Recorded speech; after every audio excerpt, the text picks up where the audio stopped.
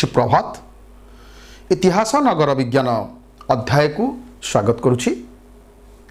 आमे परवर्ती अध्याय रे उदारता उपरे आलोचना करुथिले। सी उदारता उपरे आमे सम्यक पूर्व पाठर आलोचना करी आजिर नूतन विषय वस्तु उपरकू जिबा। तेबे उदारता बहु पुरातन कालरू आज पर्यंत भारतीय संस्कृति केवल रक्षणशील होई नाही, यह निजर मौलिक उपादान गुड़िक सहित विभिन्न समय रे बिना दुद्धरे भिन्न भिन्न मतवाद, धर्म, विश्वास, भाषा, प्रथा, परंपरा को प्रभुति की उदारतार सहित ग्रहण करी निजको बलिष्ठ करिछि बोली आमे आलोचना करथिले। एवं जैन धर्म, बौद्ध धर्म भली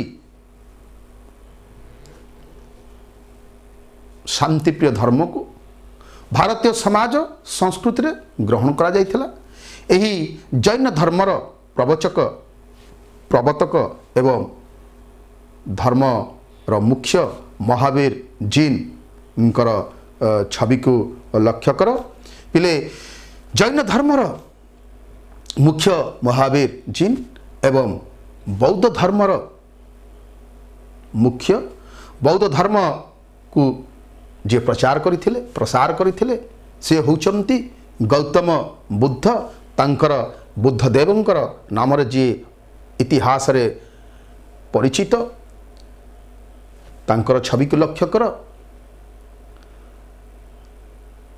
ए जैन धर्म, बौद्ध धर्म भली मध्य बलिष्ठ धर्म को भारतीय संस्कृति ग्रहण करी, तार परंपरा को ग्रहण करी भारतीय संस्कृति परंपरा को महान करिथिला। अष्टम शताब्दी रे भारत आक्रमण करिथिबा आरबीय माने, सुंदर कथाटी मन रखिबो समस्ते। जेतेबेले अष्टम शताब्दी रे आरबीय माने सिंधु नदीर अपर पार्श्वरे बास करुथिबा, सिंधु सभ्यता अर्थात सिंधु नदीर दुई पाटरे बास करुथिबा सभ्यता मानू कहा जाउतला। सिंधु सभ्यतार अपर पाखरे बास करुथिबा लोकों को सिंधु शब्दर स अक्षर को भूल उच्चारण करी हिंदू नाम रे अभिहित करिबा परे वैदिक युगर ब्राह्मण्य धर्मर भित्तिरे विकास लाभ करिथिबा भारतर सर्वपुरातन धर्म हिंदू धर्म भावरे परिचित होइथिला। किभली भावरे सिंधु रुई हिंदू धर्म सृष्टि होइथिला मन रखियो।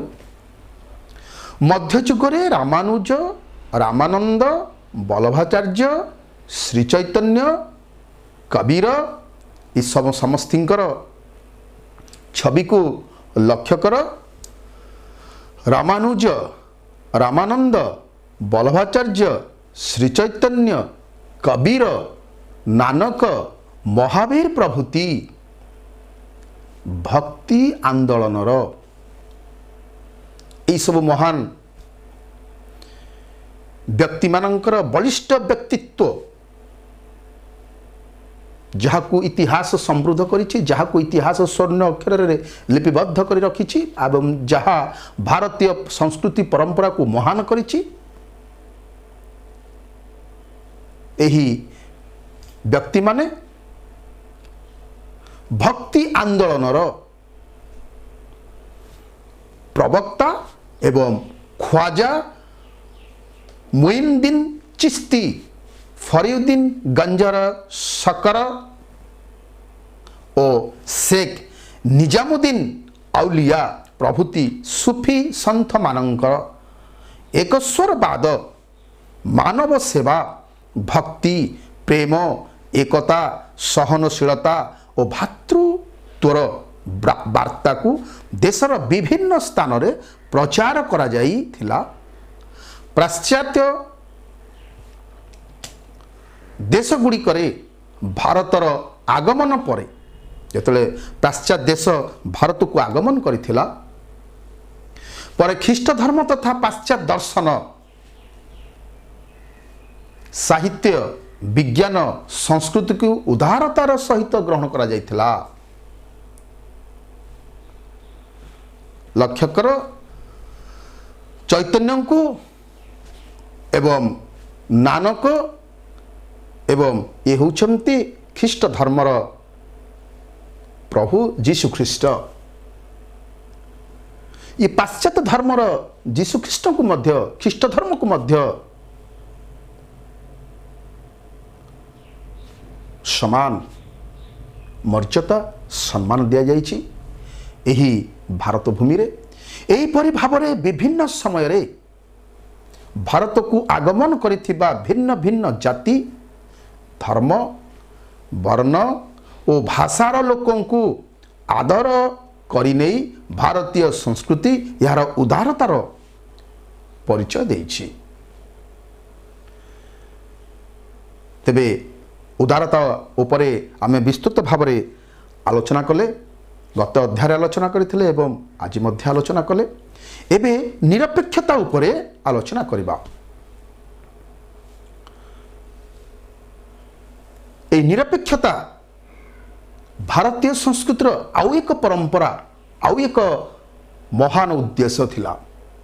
भारत रे विभिन्न श्रेणीर अधिवासी बसवास करुथिले सुद्धा भारतीय संस्कृति रे सेमानंक प्रति पातर अंतर विचार करा जाई नाही। भारतर अधिवासी हिसाब रे समस्तंकु समान समस्तंकु एक दृष्टि रे देखा जाए एवं आईनतः समस्तंकु समान अधिकार और स्वाधीनता दिया जाइछि। विभिन्न समय रे शासक माने नीति निर्धारण करिबा बेले समस्त आदिवासींकर स्वार्थर सुरक्षा प्रति यत्नवान होइथांती। जो माने यार व्यतिक्रम करने को उद्यम करिसंती सेमाने घोर विरोधर सम्मुखीन होई निजर पतन घटाइछंती। धर्म क्षेत्र रे अवलंबन करा जाइथिबा निरपेक्षता भारतीय संस्कृति रे सुस्पष्ट।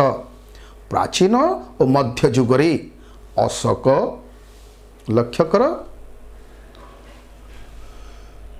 अशोक कनिष्क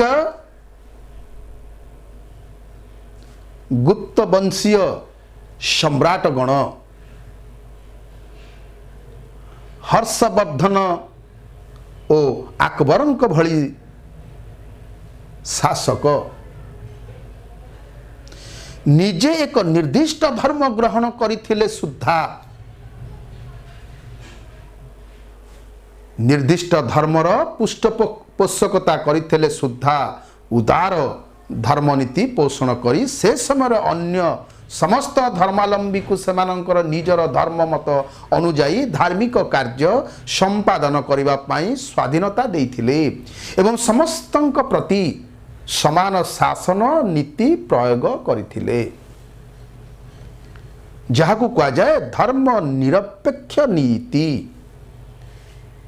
प्राचीन कालरू ई धर्म निरपेक्ष नीति उपरे भारतर मूलदुआ प्रतिष्ठित।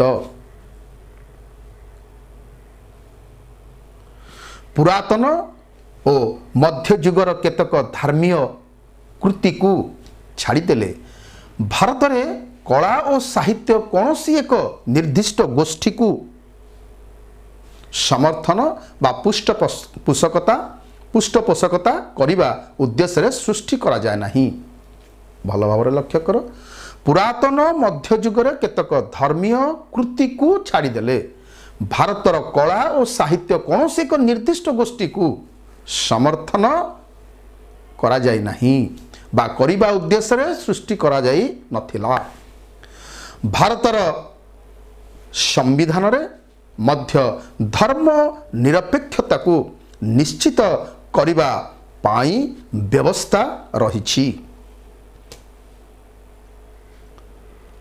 भारतीय संविधान रो तृतीय भाग रे उल्लेख करा जाइथिबा नागरिक मानकर 6 गोटी मौलिक अधिकार मध्य रे प्रत्येक नागरिक को धारा 14 रु धारा 18 अनुजाई समानतार अधिकार और धारा 25 रु धारा 28 अनुजाई धर्मगत स्वाधीनतार अधिकार दिया जाइछि।